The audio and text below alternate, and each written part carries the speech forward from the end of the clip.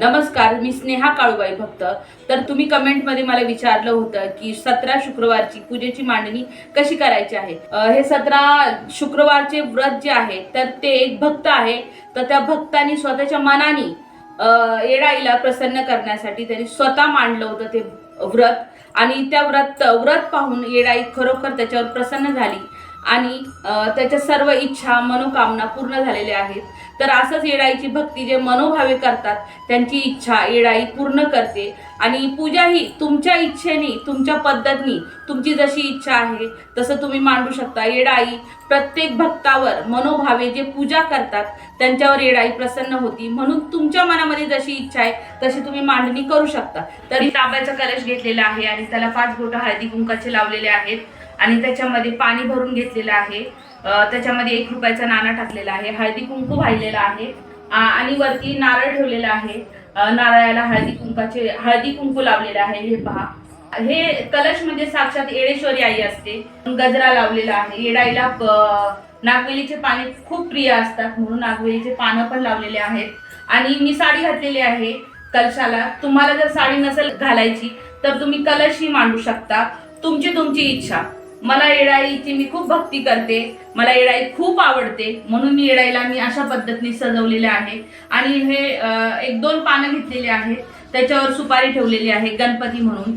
कारण की प्रत्येक पूजेची सुरुवात ही गणपतीने सुरुवात करत असतात। गणपतीला हळदी कुंकू अक्षदा वाहिल्याच्या नंतरच प्रत्येक पूजेची सुरुवात होत असते, म्हणून मी सुरुवातीला सुपारी मांडलेली आहे, त्याला पंचामृताने धुतलेले आहे आणि मग हळदी कुंकू अक्षदा वाहून 1 फूल वाहिलेलं आहे आणि मग नंतर येडेश्वरी आईचं म्हणजे कलशाची स्थापना केलेली आहे। 5 पाण्याचे विडे ठेवलेले आहेत, तर त्याच्यामध्ये सुपारी, खारी, बदाम, खोबरं आणि हळकुंड आणि थोडेसे तांदूळ टाकले आहे, हळदी कुंकू टाकलेले आहे, 1 फूल वाहिलेलं आहे। मग इच्छेप्रमाणे तुम्हाला जसं ठेवायचं आहे तसं मी 5 फळं ठेवलेले आहे। 5 फळांनाही मी हळदी कुंकू लावून घेतलेले आहे। आपल्या येडेश्वरी आईचं जे व्रत आहे तर सुरुवात करताना मी येडेश्वरी आईला मान दिलेला आहे, साडी चोळीचा मान दिलेला आहे, नारळ दिलेला आहे, म्हणजेच वटी भरलेली आहे आईची।